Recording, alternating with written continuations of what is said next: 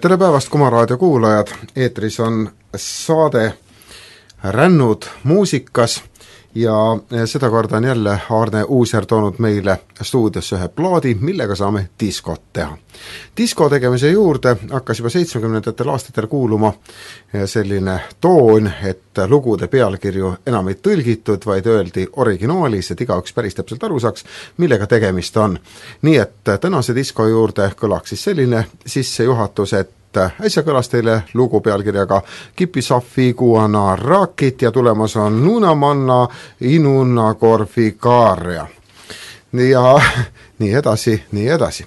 Toredaid palu kaugetelt maadelt. Tere, Arne! Tere päevast!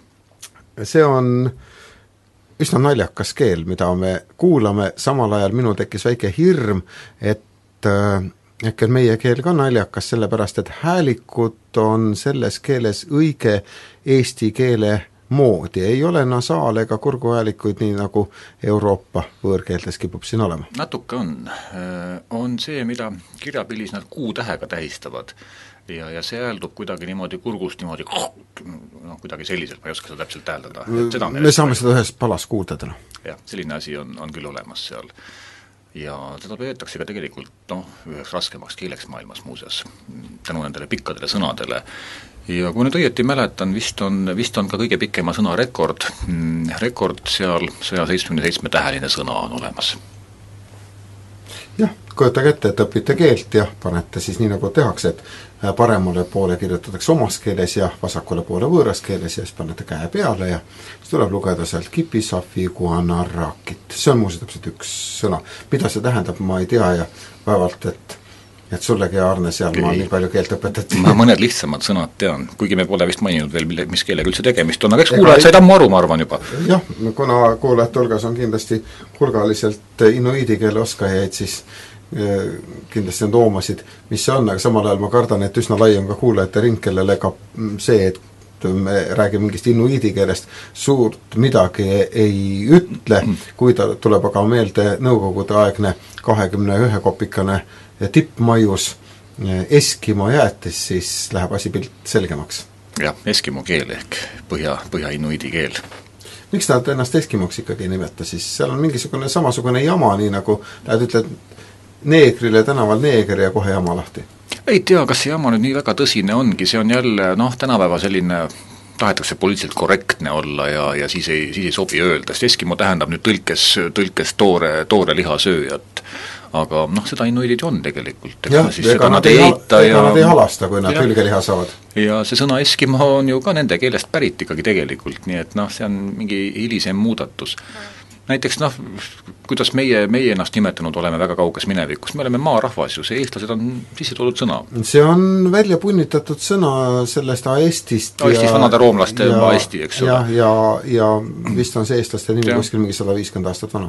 Et oleneb inimesest muidugi, aga ma arvan, enamus ei pahanda, kui me ütleme maarahvas enda kohta. Tallinna inimesed muidugi pahandavad kindlasti. Ei tea, kui sa ikka lähed, ütled väga vales kohas, kellelegi, et ta on ikka väga maarahvas, siis tehakse tule kohe selgeks, kui linna inimene ta tegelikult on. Umbes sama lugu on ka eskimote inuitidega. Laulud terve plaadi täis, seal mõned on ka sellised pillilood puhtalt vahel, aga laulud on kuidagi õige kenad ja meie kõrvale meeltmööda ja kui võtame siis meie niisuguse süldirepertuaari, siis kindlasti käib selle asja positiivse poole peale. Sobiks hästi kuskile peole selline muusika. Suurt sügavat muusikalist sellist peenust sellest asjast otseselt ei leia, aga mõnus ja kenasti esitatud lugu. Ja ega me ei leia siit ka mingeid vanu inuidi traditsioone. Selge on see, et nende lugude puhul on tegemist ikkagi Euroopa mõjudega, konkreetselt Taani mõjudega. Et Grönimaa on ikkagi väga pikka aega olnud Taani koloonia ja on seda siiamaani mingil määral. Et see Taani mõju on ikkagi tugev seal ja seda me ka siin muusikas kuuleme. See on ka muidugi see küsimus, et võib-olla siin peitub natukene sellist irooniat, aga sellise autentse folkloori külge klammerdumine reaalselt ei ole ju võimalik.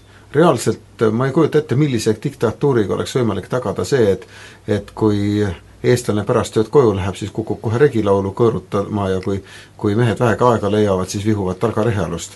Seda saaks teha küll, Põhja-Koreas oleks see kindlasti võimalik, aga jah, mujal maailmas on see üsna keeruline ja miks peakski.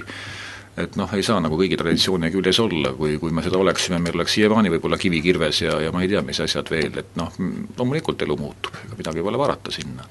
Aga tore on, kui seda vana kultuuri mingil määral säilib ja kui me neid lugusid kuulame, ega see ei ole ka puhas Taani muusika, seal on ikkagi tunda mingisugust sellist teistmoodi asja hulgas. Jah, otsesest Taanist on asi ikkagi päris kaugel ja kindlasti on see mingisugune nende peegeldus, näiteks vaatame, kui erinevad on Eesti ja Läti popmuusika.